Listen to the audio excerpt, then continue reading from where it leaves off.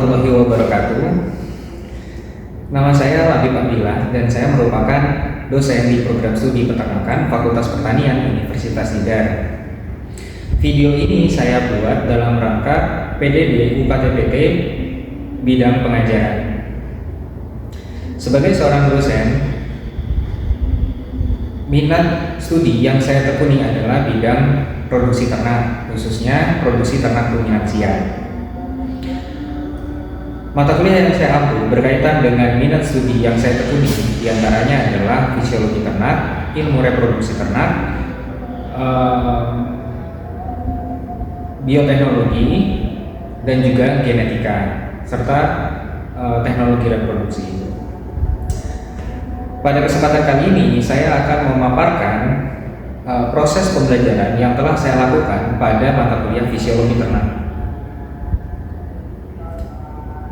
Mata kuliah fisiologi ternak ini merupakan mata kuliah wajib program studi yang memiliki bobot 3 SKS dengan pembagian 2 SKS pertemuan tatap muka di dalam kelas secara teori, kemudian dan 1 SKS pembelajaran praktek atau praktikum.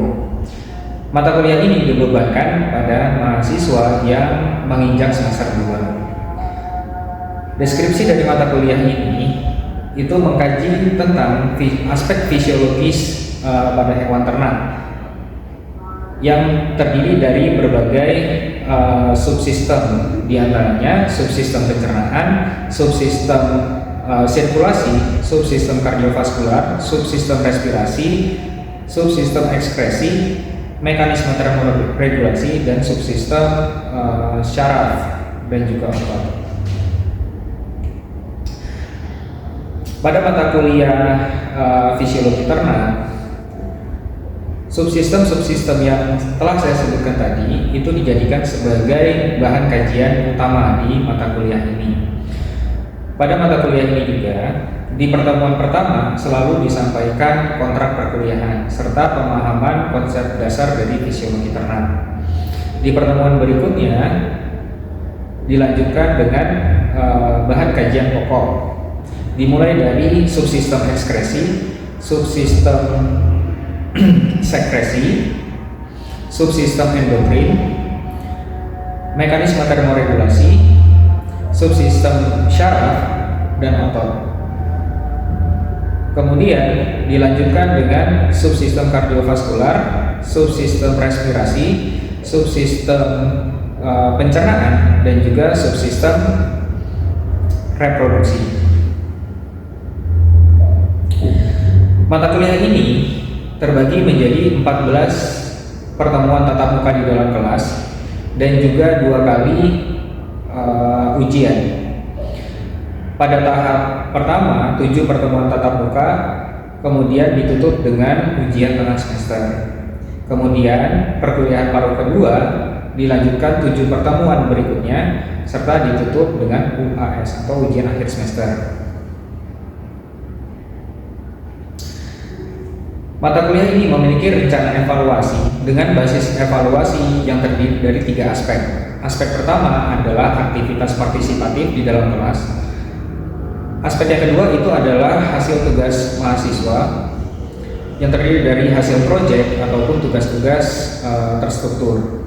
Kemudian yang ketiga itu adalah aspek kognitif atau pengetahuan. Pembagian komponen penilaian itu terdiri dari tugas, kuis, praktikum, UTS, dan juga UAS, serta analisis partisipatif atau case study. Dengan bobot skor tertinggi itu 100, dan juga untuk lulus di mata kuliah ini mahasiswa minimal memiliki nilai 55. Untuk selanjutnya saya akan menampilkan video tentang proses pembelajaran yang saya lakukan di dalam kelas. Terima kasih. Assalamualaikum warahmatullahi wabarakatuh. Baik, teman-teman semua, selamat pagi. Oke, hari ini kita akan melanjutkan kuliah kita di mata kuliah fisiologi ternak, dan sesuai dengan RPS yang sudah kita sepakati bersama di awal perkuliahan, kita udah masuk ke pertemuan ke-10 ya. Dan di pertemuan ini kita akan melanjutkan pembahasan kita tentang fisiologi respirasi.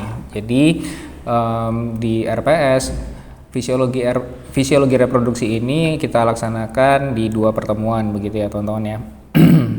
Baik. Nah, sebelum saya masuk pada materi kita pada pagi hari ini, kita mulai kuliah kita dengan berdoa terlebih dahulu, berdoa menurut agama dan kepercayaan kita masing-masing. Berdoa dimulai.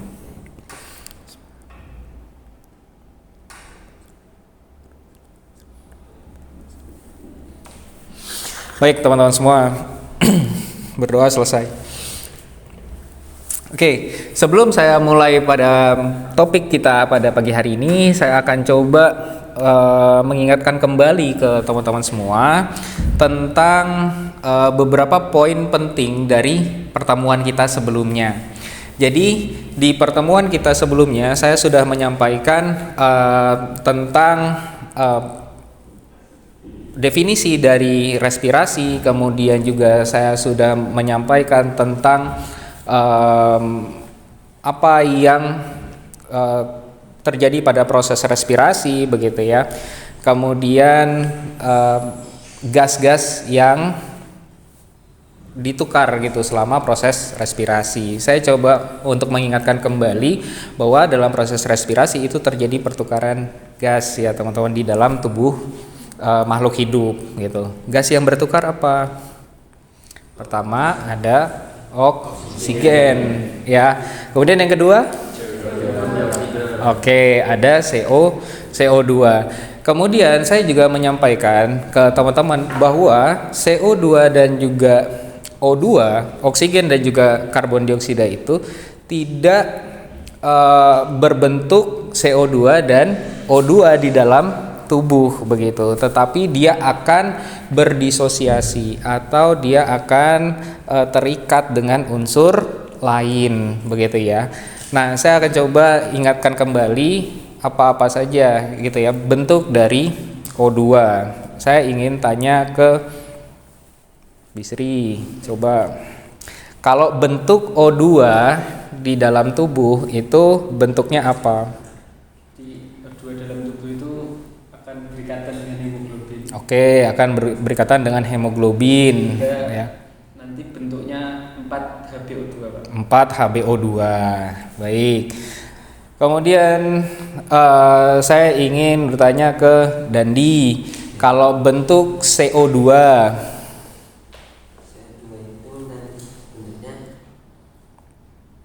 saya kasih clue, ada 3 bentuk dari CO2. Oke, yang pertama larut dalam plasma. Yang kedua berikatan dengan ion bikarbonat. Oke, ada bentuk ion bikarbonat. Terus yang ketiga akan berbentuk karbaminohemoglobin. Karbamino. Baik. Teman-teman, kita akan coba lihat di sini. Jadi, beberapa poin penting yang sudah kita bahas di pertemuan sebelumnya itu adalah bentuk O2 dan juga CO2. Oke.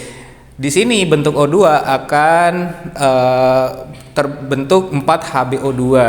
Hb itu adalah hemoglobin, O2 adalah oksigen. Jadi, oksigen di dalam tubuh itu akan berikatan membentuk HbO2. Kemudian CO2 itu akan ada 3 bentuk gitu ketika dia itu dibawa oleh darah ya, kemudian akan tersebar di seluruh tubuh. CO2 yang larut dalam plasma, jadi plasma darah ya. Kemudian ada ion bikarbonat, nah atau HCO3. Kemudian ada unsur karbaminohemoglobin atau HbCO2 gitu. Jadi kalau bentuk oksigen itu hanya 1, bentuk CO2 itu ada 3 ya di dalam tubuh. Baik, yang berikutnya kita akan masuk pada topik kita pada pertemuan hari ini ya, yaitu respirasi internal dan eksternal. Oke, teman-teman. Jadi kalau kita bicara tadi tentang bentuk-bentuk O2 dan CO2, ya tadi saya katakan ada HbO2, kemudian ada CO2 terlarut, kemudian ada ion karbamino, kemudian ada ion bikarbonat. Itu fungsinya buat apa sih gitu? Itu apa sih sebenarnya? Nah, itu akan kita bahas di sini gitu. Jadi itu merupakan bentuk oksigen dan juga karbon dioksida ketika didistribusikan oleh tubuh gitu. Dan ketika gas-gas itu didistribusikan oleh tubuh, itu masuk pada proses respirasi eksternal dan internal. Kita akan membahas apa itu respirasi eksternal dan apa itu respirasi internal. Oke, kita mulai pada respirasi eksternal. Apa itu respirasi eksternal? Ya. Jadi di sini difusi O2 atau difusi oksigen dari udara di alveoli paru-paru ke dalam darah di kapiler paru. Jadi apa yang terjadi di paru-paru? Dan difusi CO2 dalam arah yang berlawanan. Apa itu difusi? Ada yang tahu nggak? Masih ingat nggak? Ini sebenarnya kan pelajaran SMA ya, gitu. Kita hanya sebenarnya ini mengulang kembali sebenarnya. Teman-teman kan pasti di SMA sudah dapat di pelajaran IPA ya mungkin ya, sistem respirasi atau biologi gitu. Nah, biasanya ketika SMA guru akan menjelaskan gitu, pertukaran gas itu terjadi secara difusi gitu dalam proses pernafasan. Saya ingin teman-teman mengingat kembali apa itu difusi. Ada yang tahu? Ada yang masih ingat? Peristiwa mulai mengalirnya zat, Pak. Proses mengalirnya zat atau perpindahan zat ya. Kalau saya tanya lagi, itu transport atau distribusi yang sifatnya aktif atau pasif? Aktif itu menggunakan energi, pasif tanpa energi. Kalau kita bicara difusi, transportnya aktif apa? Pasif. Pasif ya. Oke, pasif. Nah, kalau dia itu tanpa melibatkan energi, maka pertukaran gas itu terjadi manakala ada gradien konsentrasi, teman-teman. Jadi difusi itu akan terjadi manakala ada perbedaan konsentrasi di situ. Itu ya. Jadi di sini ketika ada kata difusi, jadi ini proses pertukaran yang terjadi secara difusi. Artinya ada perbedaan konsentrasi antara CO2 dalam dari paru-paru ke darah ya. Jadi ada perbedaan konsentrasi O2 di dalam paru-paru dan dalam darah gitu, sehingga dia berpindah O2-nya ke darah. Kemudian ada difusi CO2 juga dari darah ke paru-paru. Jadi paru-paru itu sebaliknya begitu ya. Jadi CO2 itu ketika berpindah di darah itu tinggi sekali konsentrasinya, di paru-paru sedikit, sehingga dia akan berpindah gitu. Kemudian respirasi eksternal di paru-paru mengubah darah terdeoksigenasi. Jadi darah yang miskin O2 ya, yang berasal dari sisi kanan jantung menjadi darah yang beroksigen ya, menjadi darah yang penuh dengan oksigen untuk kembali ke sisi kiri jantung. Saat darah mengalir melalui kapiler paru, darah mengambil O2 dari udara dari alveolus dan melepaskan CO2 ke udara. Proses ini disebut pertukaran gas. Proses ini dilakukan secara difusi tadi.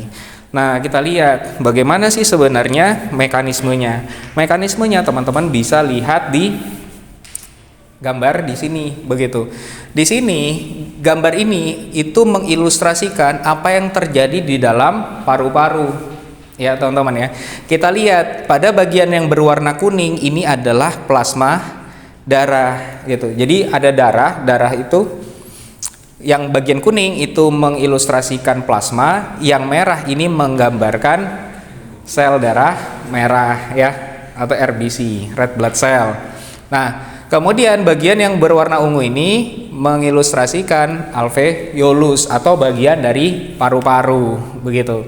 Nah, teman-teman di sini bisa lihat ya, di plasma ada yang namanya CO2 dissolve ya, atau CO2 terlarut. Itu yang tadi saya sampaikan, ada bentuk CO2. Pertama, CO2 terlarut. Kemudian di sini juga ada dissolve O2. Jadi O2 itu juga bisa larut di dalam plasma gitu. Kemudian ada apa lagi di sini? Ada HCO3 di sini atau ion bikarbonat. Kemudian ada karbamino, ada HbCO2. Itu yang tadi disampaikan Dandi. Ya, ada CO2 terlarut, ada ion bikarbonat dan ada karbamino gitu ya. Kemudian O2 ada bentuk HbO2 gitu. Jadi inilah kemudian ilustrasi dari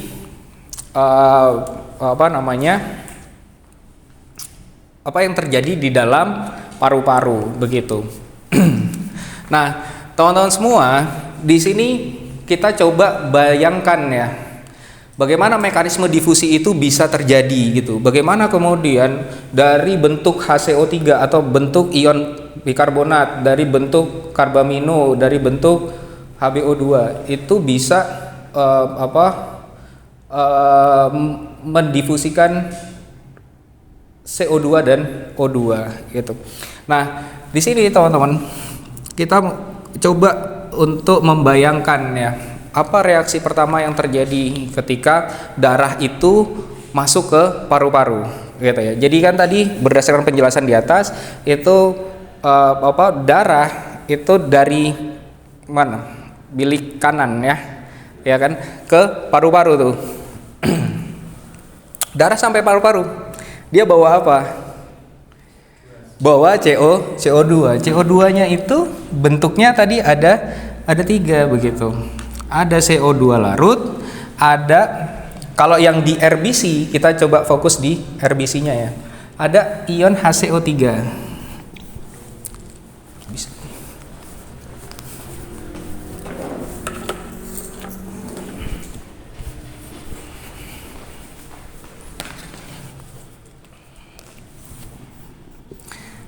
Ada apa? HCO3 ya. HCO3. Nah, kemudian ini yang kita sebut sebagai ion bikarbonat ya. Kemudian bentuk yang kedua itu adalah HbCO2.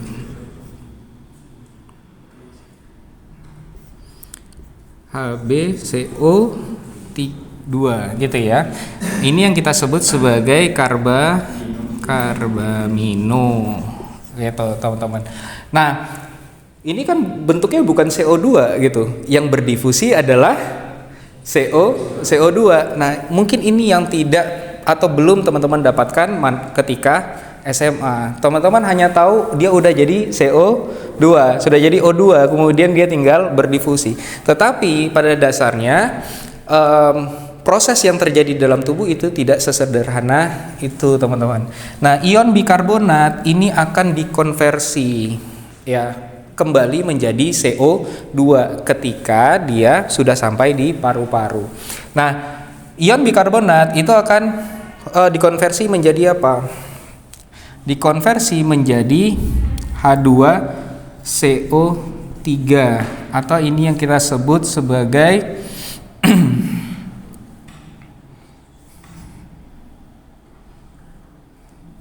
asam karbonat. Asam karbonat. Asam karbonat ini adalah unsur kompleks ya.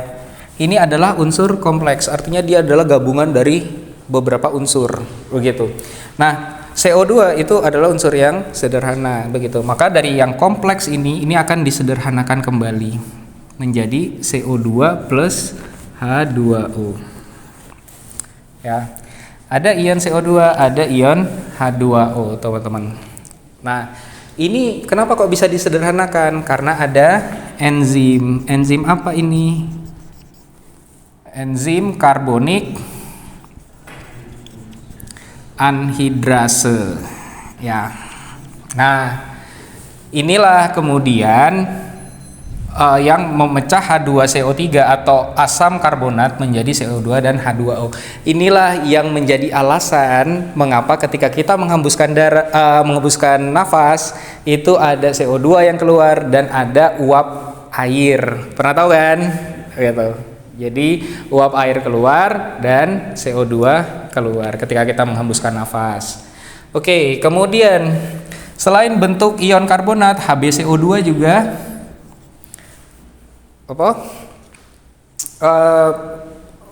berdisosiasi atau dia itu tidak terikat kembali gitu.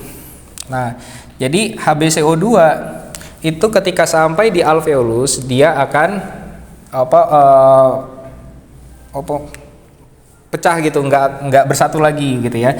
Jadi unsur Hb sendiri dan unsur CO2 gitu. Jadi Hb-nya akan lepas, CO2-nya akan lepas begitu. Dan kemudian kita lihat lagi reaksi yang ketiga di situ. Ada reaksi O2 gitu ya. Nah, ada reaksi O2 gitu. O2 di alveolus bebas gitu, nggak ada yang ngikat begitu. Kemudian dia akan akan berdifusi masuk ke dalam darah. Ketika O2 sampai ke darah, maka dia akan diikat sama Hb. Hb dari mana? Ini kan Hb-nya sudah lepas dari CO2 sehingga dia udah nggak berpasangan lagi. Nah, jadi O2 itu akan diikat oleh Hb menjadi HbO2 atau oksihemoglobin. Oke. Nah, jadi itu ya teman-teman, ketika darah sampai di paru-paru, maka darah itu akan melepas CO2 dulu. Jadi dia akan melepaskan diri dulu dari CO2. Reaksi yang pertama dari ion karbonat, reaksi yang kedua dari karbamino, reaksi yang ketiga baru dia mengikat oksigen. Jadi itulah yang terjadi gitu ya. Sampai sini paham? Oke, paham dulu ya. Respirasi internal yang berikutnya. Nah, kita masuk pada bagian yang kedua. Nah, apa yang dimaksud dengan respirasi internal? Ventrikel kiri memompa darah beroksigen ke dalam aorta melalui arteri sistemik ke kapiler sistemik. Ini masuk ke sistem sirkulasi yang sudah kita bahas pada 2 minggu sebelumnya. Pertukaran O2 dan CO2 antara kapiler sistemik dan sel jaringan disebut sebagai respirasi internal. Jadi ini adalah reaksi yang terjadi di dalam tubuh begitu. Pertukaran gas dari darah ke mana? Ke dalam sel. Nah, bagaimana ilustrasinya? Mekanisme seperti ini, teman-teman, atau ilustrasinya. Ini adalah ilustrasi dari sel, ini adalah ilustrasi dari darah dan plasma, begitu ya. Nah, ketika darah sampai ke jaringan atau ke sel, dia membawa apa? Oksigen apa CO2? Oksigen apa CO2? Oksigen. Nah, oksigen ini kemudian dia akan masuk ke dalam jaringan. Nah, reaksinya menjadi terbalik. Nah, kalau misalkan ini tadi di paru-paru, ini yang terjadi di jaringan, ya. Maka reaksi nomor 1 itu adalah HbO2 akan lepas, ya. O2-nya akan bebas plus Hb. O2-nya akan berdifusi, teman-teman, gitu. Nah, kemudian reaksi yang kedua, nah, CO2-nya akan diikat oleh darah. Nah, CO2 yang masuk ke dalam darah, ya, syaratnya apa tadi? Dia harus bentuknya ion bikarbonat dan karbamino. Maka Hb yang sudah bebas ini akan berikatan dengan CO2. Reaksi yang ketiga, CO2 plus H2O akan membentuk asam karbon H2CO3, ya, atau asam karbonat. Inilah yang akan dibawa sama darah untuk dibawa ke paru-paru. Sampai sini paham ya, teman-teman ya, tentang mekanisme pertukaran gas di jaringan. Kemudian kita masuk pada bagian akhir, ya teman-teman semua. Ini adalah summary dari diskusi kita pada pagi hari ini. Oke, summary atau kesimpulan yang pertama itu adalah respirasi eksternal itu akan membawa oksigen masuk ke dalam tubuh dan mengeluarkan CO2 keluar dari tubuh. Kemudian yang kedua, respirasi internal itu akan menyediakan oksigen ke dalam sel organ tubuh dan mengeluarkan CO2 dari sel tubuh untuk dibawa oleh darah. Oke, teman-teman semua. Dan ini adalah summary dari diskusi kita 2 pertemuan sebelumnya gitu. 2 pertemuan hari ini dan sebelumnya. Jadi teman-teman bisa lihat ini adalah proses dari alveolus dan ini adalah pembuluh darah. Ya, pembuluh darah itu dia punya hemoglobin, dia akan mengikat mulai dari O2, kemudian dari jantung, kemudian dia ke seluruh tubuh, kemudian dia bertukar gas, kemudian dia kembali ke jantung, dan kemudian dia akan kembali ke paru-paru gitu. Ini adalah summary dari pertemuan kita sebelumnya gitu teman-teman. Baik, sejauh ini apakah ada yang perlu ditanyakan? Apakah sudah memahami reaksi yang terjadi antara respirasi internal dan eksternal? Cukup ya? Baik. Kalau seperti itu, nah tugas teman-teman yang berikutnya itu adalah bagaimana menghubungkan reaksi respirasi yang terjadi dari dalam tubuh itu dengan bidang peternakan, begitu ya. Nah, di sini ada satu case study gitu.